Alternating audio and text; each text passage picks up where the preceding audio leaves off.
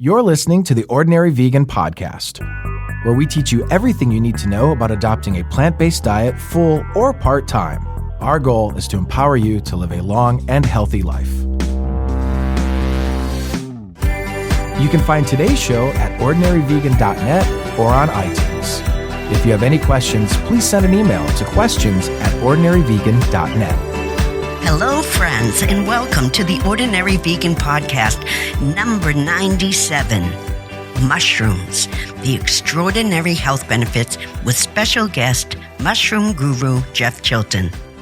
If we haven't met, my name is Nancy Montori, and I advocate a plant-based diet for health and wellness, for the planet, and for animal welfare. I am honored you are here and hope today's podcast can add to your happiness and longevity. Before we get started with today's podcast, I wanted to share something. I have received a lot of emails and messages about not publishing any podcasts in March and part of April. But unfortunately, we had an unexpected death in my family of my 47-year-old nephew and godson, Rodney. He was one of the kindest, gracious people I have ever known, and his loss was such a blow to our family. Our world orbited around him because he loved his family more than anything. So we all just feel a deep sense of loss and a feeling that nothing will ever be the same without him. At any rate, I had a really hard time picking myself up and going back to life. It feels weird to talk about Rodney on this podcast because there's no way I can honor him in the way that he deserves. But many of you have been listening to my podcast and supporting me since the beginning, and you are like family to me, so I felt that I should share. Thanks for listening. And now let's talk about mushrooms. Recently, I read that one of the hottest wellness trends of 2021 were mushrooms. And I thought I need to research this. So I went down the mushroom rabbit hole, and trust me, it is a rabbit hole because there is so much information about mushrooms. And not only the health benefits of mushrooms and scientific studies, but also the history of mushrooms and the importance of fungi in human life overall. If I'm already starting to confuse you, mushrooms are the fruit of some fungi. Fungi is the entire organism, and the mushrooms are reproductive structures of fungi. Therefore, all mushrooms are also fungi, but not all fungi produce mushrooms. Hope that makes sense, but that is why we have Jeff here to explain that. Mushrooms also have the power to heal you, kill you, and even take you on a psychedelic journey. Not that I didn't know that, but no worries. The ones you find in the supermarket are the ones that heal you and will cause you no harm. Furthermore, if the hypothesis is true, when our ancestors crossed continents, they ingested different mushrooms or fungi, which led to an increase in the size of their brain as well as cognitive output. There are about 5 million species of mushrooms with more than 10,000 known types, but generally they are distinguished by stem, fleshy rounded cap, and gills underneath the cap. In March 2019, researchers from the National University found that seniors who consume more than 2 standard portions of mushrooms weekly may have a 50% reduced odds of having mild cognitive impairment. And in another study, researchers studied 663 Chinese men and women over 60. They found that those who consumed 1 to 2 portions of mushrooms had a 43% reduced risk for MCI, which is a precursor for Alzheimer's disease. And people who ate more than 2 portions had a 52% reduced risk. I will put a link to that study in today's podcast notes. The reason for this outcome was not really clear, but mushrooms contain so many various antioxidants that may inhibit the buildup in the brain of amyloid beta, which is a hallmark of Alzheimer's disease. By the way, the researchers used 6 types of commonly consumed mushrooms. They were golden, oyster, shiitake, and white button mushrooms, as well as dried and canned mushrooms. There are thousands of varieties of mushrooms with different colors, shapes, and sizes, and I will put a list in this week's show notes of the most common mushrooms sold in the United States. At any rate, that's why I needed a mushroom expert. Before I introduce you to Jeff Chilton, I would like to thank today's podcast sponsor, Bragg. I was very excited that Bragg wanted to sponsor this podcast because I have been using their delicious products for years. This year, Bragg expanded upon their apple cider vinegar offerings to introduce brand new prebiotic shots, as well as updates to their ready-to-drink prebiotic refreshers and enhanced apple cider vinegar blends. So now Bragg offers a diverse range of ways to incorporate apple cider vinegar into one's daily routine and reap the benefits that it has to offer. They call it their daily dose of wellness. In these ready-to-drink apple cider vinegar shots, refreshers and blends come in delicious flavors. All of these Bragg products contain a perfectly measured 1 tablespoon of apple cider vinegar, 750 milligrams acetic acid, and are USDA organic and non-GMO. Go to www.bragg.com and use my code VEGAN15 for 15% off your first order. Thank you, Bragg, for your wonderful products. Now, a little background on Jeff Chilton. Jeff Chilton has been deeply steeped in mushrooms since 1973. In the late 70s, he was founder of Mycomedia, which held 4 mushroom conferences in the Pacific Northwest. These educational conferences brought together educators and experts in mushroom identification, ethnomycology, and mushroom cultivation. During this period, Jeff co-authored the highly acclaimed book, The Mushroom Cultivator, which was published in 1983. In the 1980s, he operated a mushroom spawn business, and in 1989, he started Nammex, a business that introduced medicinal mushrooms to the U.S. nutritional supplement industry. Since 1989, Nammex has pioneered the development and manufacturing of mushroom extracts for the health and wellness industry. Nammex specializes in mushroom products and is the premier supplier of organically certified mushroom extracts. Now, let's welcome Jeff Chilton. Hi, Jeff, and thank you so much for being here to help the ordinary vegan audience be educated on the health benefits of mushrooms. Nancy, it is really great to be here, and thank you so much for inviting me. It used to be that the only time I saw mushrooms were on top of a pizza. But after I became vegan, I discovered mushrooms could replace those meaty and umami flavors of some animal proteins, especially the creminis or the portobello mushrooms. Now, mushrooms are popping up everywhere. I have seen mushroom supplements, mushroom jerky, pickled mushrooms, hot chocolate with mushrooms, and even coffee made with mushrooms. So before we get into the health benefits, what is a mushroom exactly? Most people consider mushrooms as a vegetable, but the truth is they are actually a fungus. Is that correct, Jeff? That is absolutely correct. Yeah, mushrooms have their own kingdom, and it's the kingdom of fungi. So there's a lot of different organisms in there. And the way I like to talk about it is this organism we call a mushroom is actually a plant part in the sense that it's not a plant, it's a fungus, but it starts from a spore. Mushrooms don't have seeds, Nancy, so how do you actually, if I'm growing them, how do I plant them and how do they propagate? And well, they have spores, and those spores basically are floating out into the environment. What is a spore? What is a spore, Jeff? Sorry to interrupt you. Okay, well, a spore, you can almost look at it as a type of seed that certain organisms have.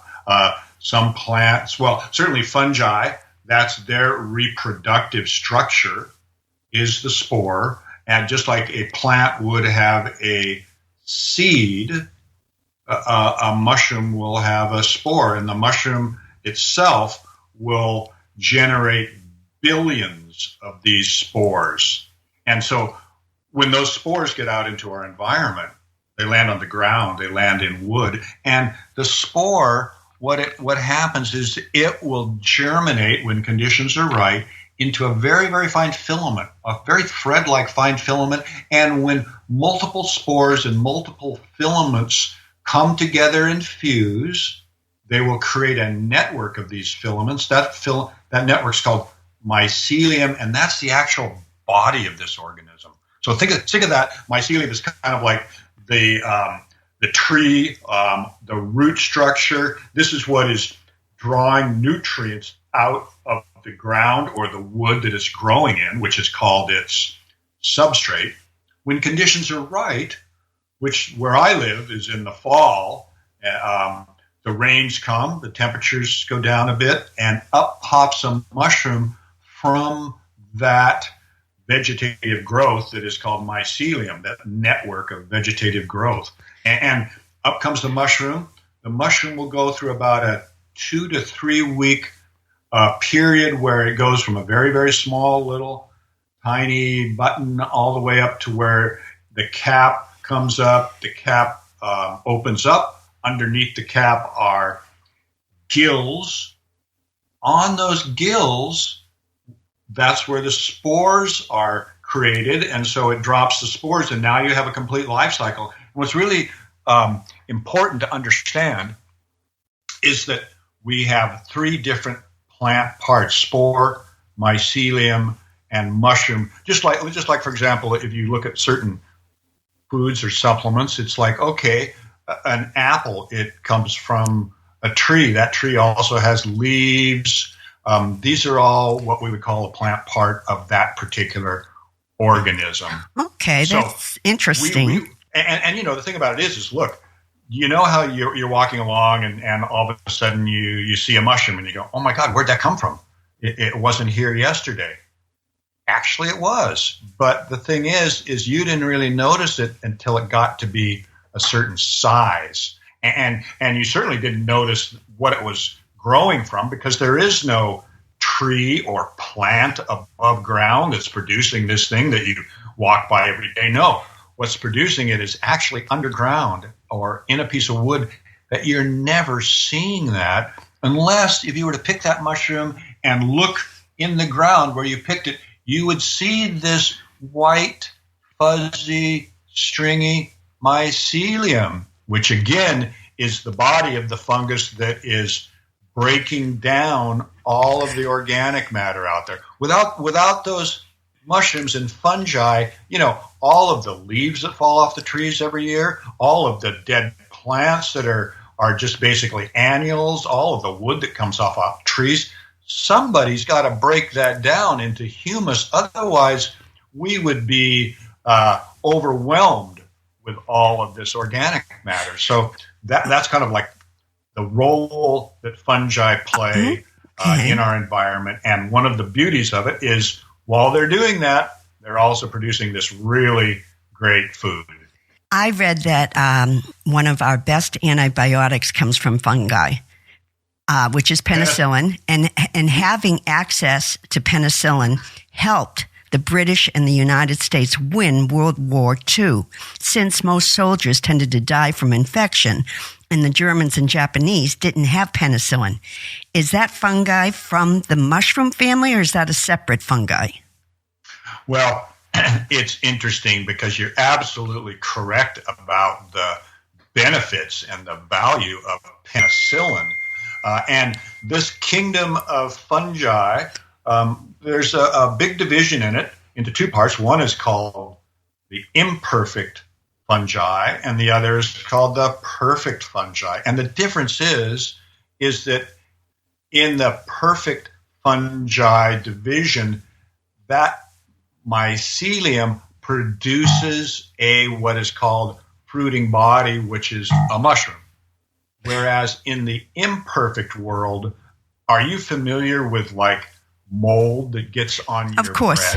Yes. That is the imperfect fungi. They do not produce a mushroom. They just stay in that vegetative state where they're growing out, and that is just mycelium growing. And with a mold, what's happening is you may not notice it right away, because oftentimes, especially with bread molds, they will be whitish, but then when you notice them is when they turn green or black, and that is the spores that they are producing. Aha. If you have people that are talking about, oh, they've got a mold problem, what they're talking about normally is these fungi are growing in their house and they're producing spores, and so they're breathing in the spores, and those spores can give you an allergic reaction. So now that we know the difference between fungi and mushrooms, why are mushrooms one of the 2021's biggest wellness trends? Wow. Well, it's so interesting, Nancy, because I started growing mushrooms commercially on a large scale in 1973. I worked on a very, very large mushroom farm for 10 years, actually, living with mushrooms. And at that time, classical Western nutritionists, they looked at a mushroom and they said, oh, it's got a great taste. The flavor's good. It can be used as a garnish, or you can put it in different things, but it's got no food value. Why did they say that? Well, because mushrooms are low in calories. Can you imagine?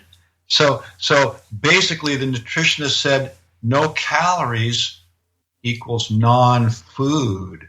So for the longest time in the West, we have been thinking, well, why would we eat a mushroom other than we just want to add something flavorful to one of the dishes that we're eating? Now we know, because we've got a lot more information, nutritional information. Mushrooms have a reasonable amount of protein, anywhere from 15 to 35%. They're high in carbohydrates, but you know what? Those are good carbohydrates, like mannitol, like trehalose. These are carbohydrates that are slow acting. They're not starches. Mushrooms do not have starches. That's what, if you're paying attention to the glycemic index, you're, of course, like going, okay, I have to be very careful about the carbohydrates that I eat, because some of them are going to be like a fire that just all of a sudden goes off, and the next thing you know, it goes out, and so up and down, and there goes my blood sugar up, and then it comes back down. No, mushrooms also have a high amount of fiber. So with these carbohydrates and with the fiber, part of which is a beta-glucan also, they are slowly digested. So good carbohydrates, low in fat, great mineral value, high in phosphorus and potassium, good in B vitamins, B1, 2, and 3. They have reasonable amounts of B vitamins. They are really a very, very good food. And boy, for a vegetarian or a vegan, they are a absolutely fantastic food to put into your diet. In fact, you know what? I call them the forgotten food and the missing dietary link. And look, we're just catching up in 2021. And for the last 5 years, all of a sudden, mushrooms have become noticed. But we're just catching up. The rest of the world has been eating a dozen different cultivated mushrooms. Like in Asia, they have 12 different mushrooms in their market that you can buy at any particular day. So we're just catching up to this really good food. So there's so many different types of mushrooms. When I go to the grocery store, I'm, looking at white mushrooms, cremini mushrooms, and portobello mushrooms. And then there'll be some fancy ones, which you sometimes add to a saute. is there one mushroom that's healthier than another mushroom? I mean, is a portobello healthier than a cremini? Or well, let me tell you a little secret here. The portobello, the cremini, those white button mushrooms or brown button mushrooms, they are all the same species of mushroom. oh, It's all the same species, but you know what? That species has different, what we would call different cultivars. So you can grow a certain one that is brown, a certain one that is white, off-white, cream, and those big portobellos. That is just the mushroom that is allowed to mature, because remember, when you're buying that button mushroom, you're not normally seeing the gills. It is harvested at a very immature stage. And one of the reasons for that is that gives it a very good shelf life. So you can put it out there in an open box in the produce section, and those mushrooms will stay in pretty good shape for a number of days while they're being sold. If you were to put a portobello out there, it's very big. You look at it, it's open. You can see all the gills on those portobellos because it's a big cap. You put it out there, and it will start to dry out fairly rapidly. So a lot of times those will even be overwrapped in some kind of a plastic or something like that on a tray.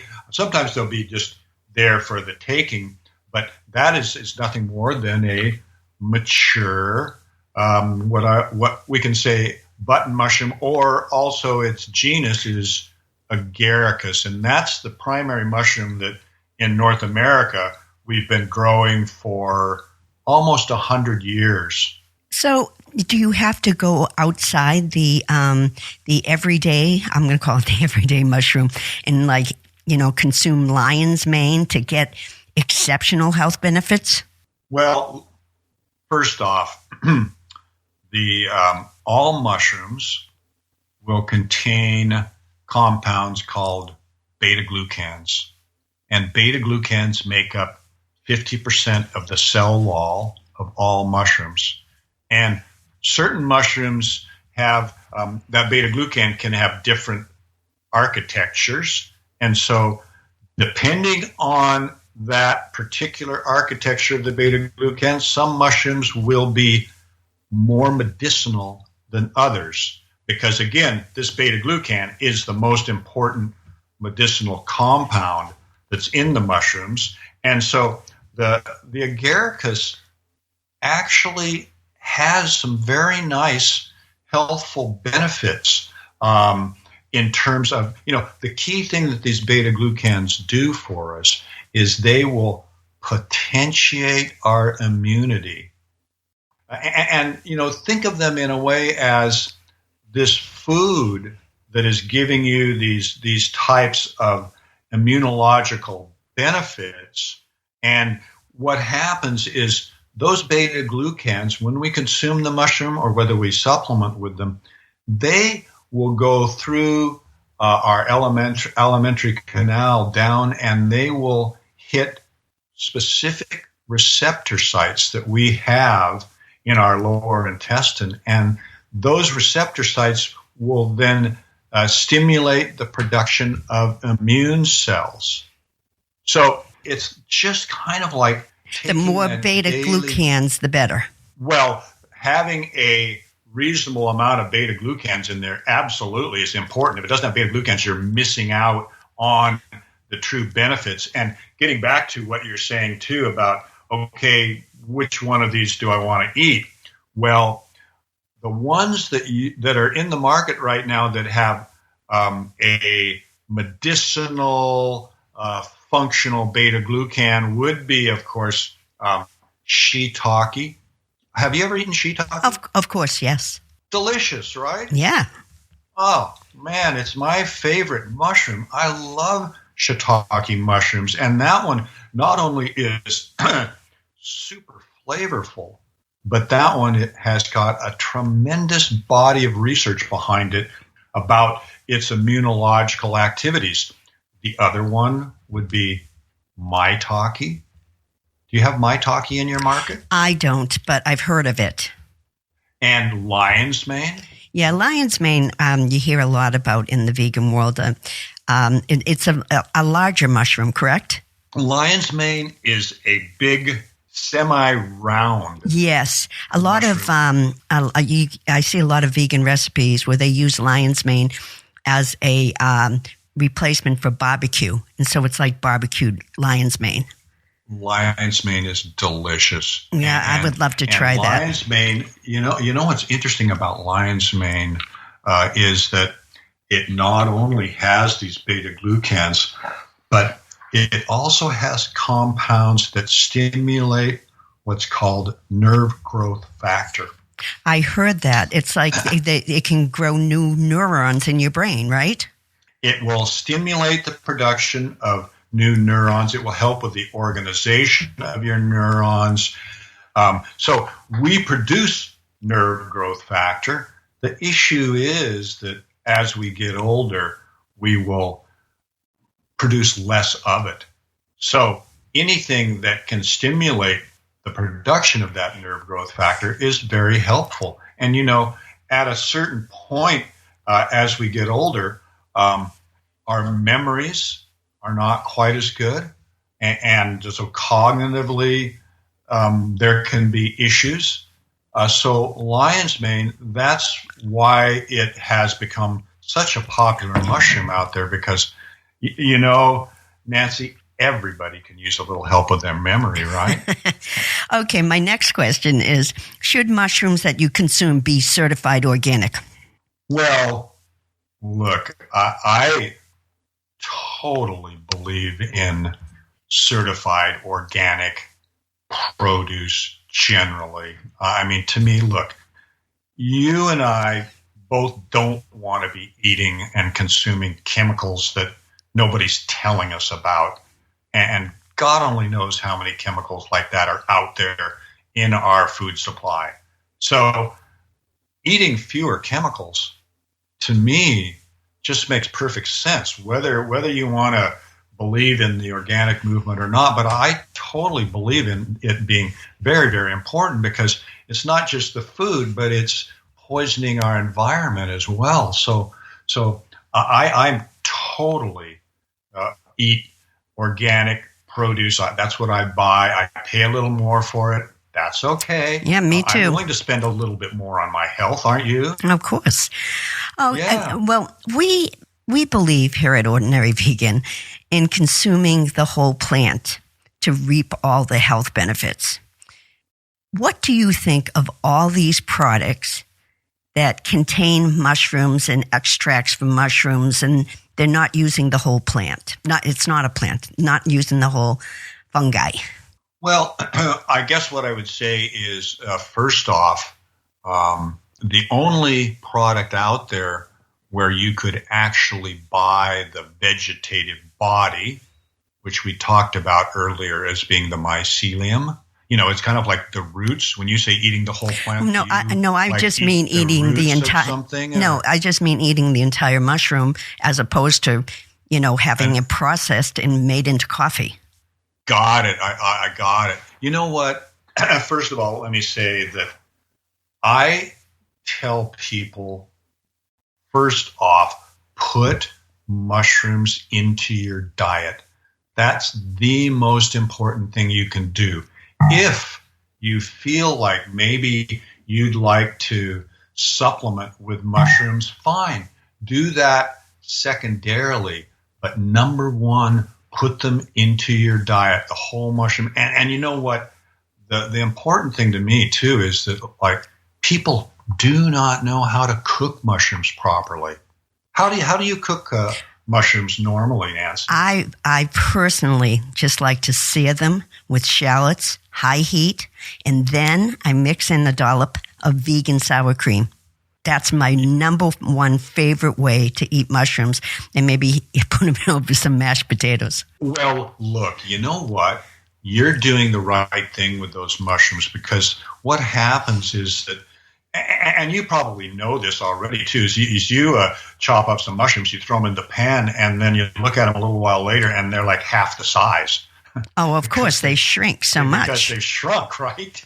And you thought you had a lot in there, but then you're going, oh my God, I don't have enough in there. So the issue is that people will fry their mushrooms on a low heat. And what happens is all the water comes out of the mushroom, and now they're sitting in a pool of water. And then you're wondering why your children are going, this mushroom is so slimy, and I just hate that texture of it and all of that. And it's like, because it was not cooked properly. You have when I do mine, it's the same thing. I like to sear them off on each side. First of all, don't cut them too thin. I would say 1/4 of an inch at the very no less than 1/4 of an inch.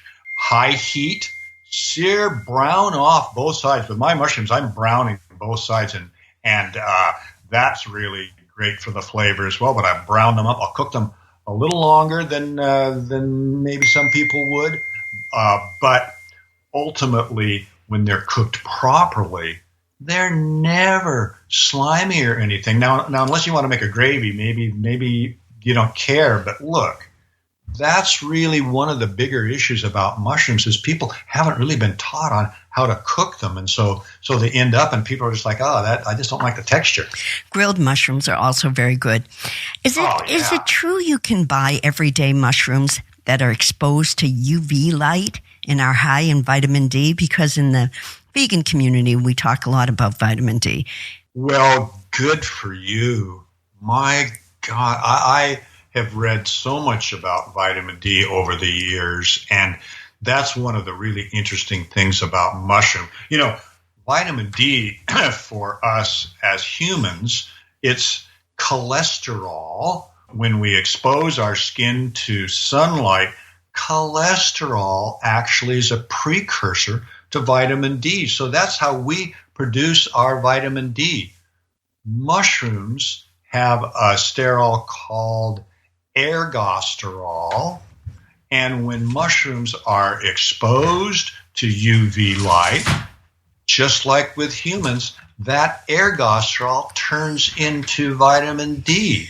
So absolutely, yes, mushrooms that you see out there these days, there are companies that will be slicing and then exposing their button mushrooms to UV light to raise the level of vitamin D in there. Yeah, but Jeff, how do we know that? I've never seen mushrooms that have some kind of that say these mushrooms have been exposed to UV light and are high in vitamin D. I've just never seen that or heard that. That's interesting. What part of the country are you in, Nancy? I'm in California. Well, I'm kind of surprised, because one of the biggest mushroom farms in the United States is in up in the Bay Area, and they are one of the companies out there that actually do have this process where they're slicing the mushrooms, exposing them to vitamin D. And what they will do is they will put a sticker on that. It's usually a package that has been overwrapped or something. They'll put a sticker on there that says vitamin D enhanced. So that's the only way you know. Wow. And listen, if you can expose that button mushroom, just the whole mushroom, to UV light, but remember, it's surface area. So you can expose that button mushroom. It's going to raise it a little bit, but not enough to really make a difference. That's why when they do put out these vitamin D enhanced mushrooms, they will slice it so that there is more surface area for that UV to hit to turn that into vitamin D.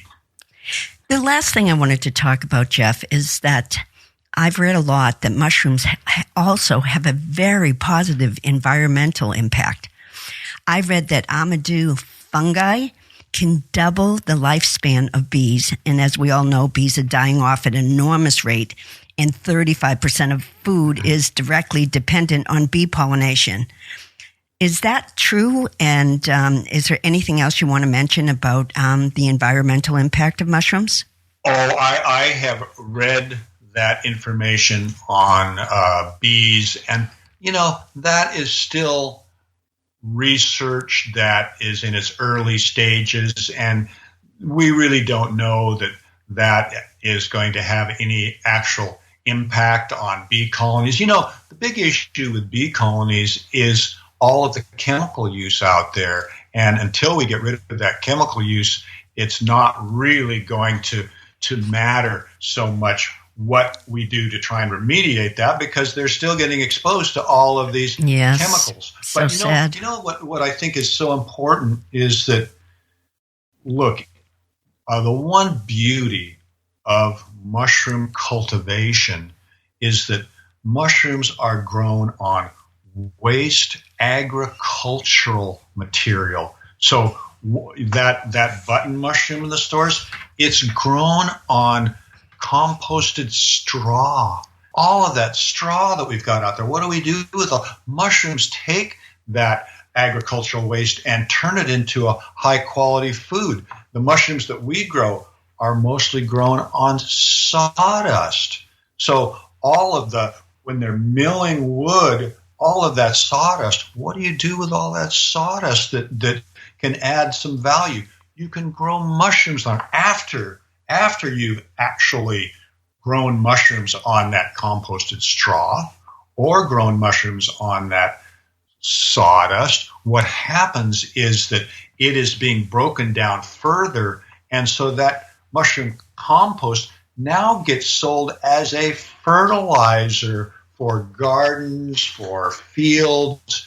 The same with that sawdust. It can be used in your garden as a soil adjuvant. So that is really the great benefit from these fungi out there, is they're part of this ecosystem that is repurposing all of this organic matter that is dying and falling to the ground every year. It is repurposing that, and not just alone, but with bacteria, with other types of fungi, with yeasts, with bugs. They're all breaking that down into humus for the next generation of plants. It's a really wonderful cycle. Wow. So my very last question is, can you grow mushrooms at home? Like, could the normal everyday person grow mushrooms at home? Oh, you absolutely can. But those mushrooms will cost you a lot more than what you'll get in the store. Oh, really? Why is that? Well, because essentially to buy, first of all, if you wanted to sort of like do it all at home, you'd have to have a certain amount of equipment. You'd have to put in a little more time and labor into making it happen. And again, the key thing with mushroom growing is that mushrooms need a high humidity. So you have to have a chamber where you can keep the humidity high. Otherwise, they will dry out. And the one thing that a mushroom doesn't like is dryness. That they need that moisture to grow properly. So normally when people are growing mushrooms at home, they'll buy one of these kits. And you can buy the kit, you bring it home, you put it in a little tent, humidity tent or something like that, and maybe you can grow a pound of mushrooms from that kit. But you've paid $25 or $30 for the kit. Okay, that probably wouldn't be worth it. Yeah. So it's a nice science project, and it's wonderful. It's wonderful for your kids because they're like, "Oh my God, look at these mushrooms!" And there's certain mushrooms, and man, it's just so interesting to watch. But it is going to be not the most worth expensive mushrooms you've ever bought. Thank you, Jeff, so much for joining us. Can you tell people where they can find you and find out about your work? Sure. My website is nammex.com, NAMMEX.com.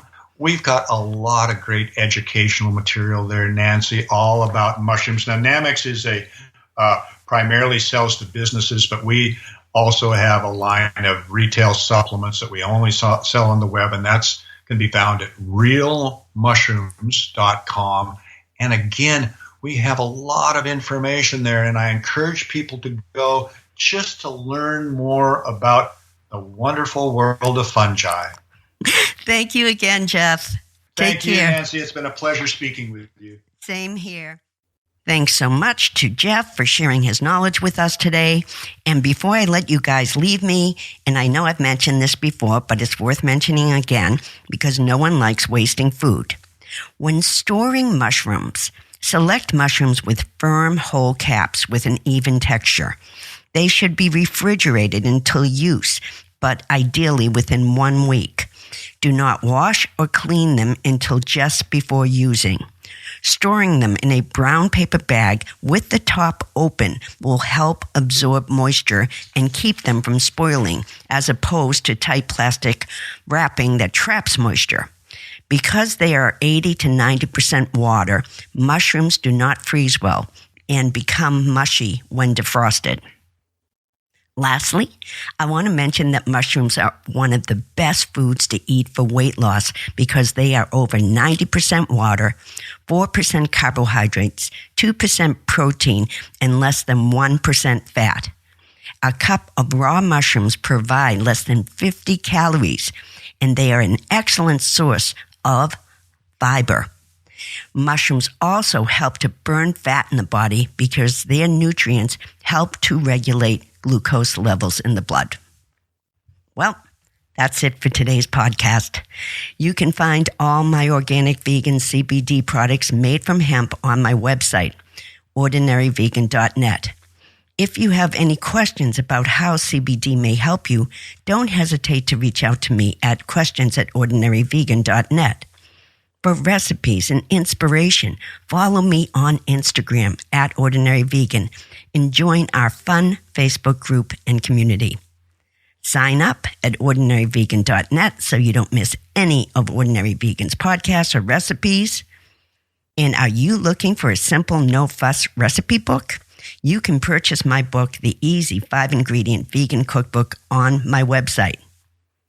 If you find these conversations valuable, there are many ways you can support this podcast. You can leave a review on Apple Podcasts or Spotify and share the podcast with your friends via social media.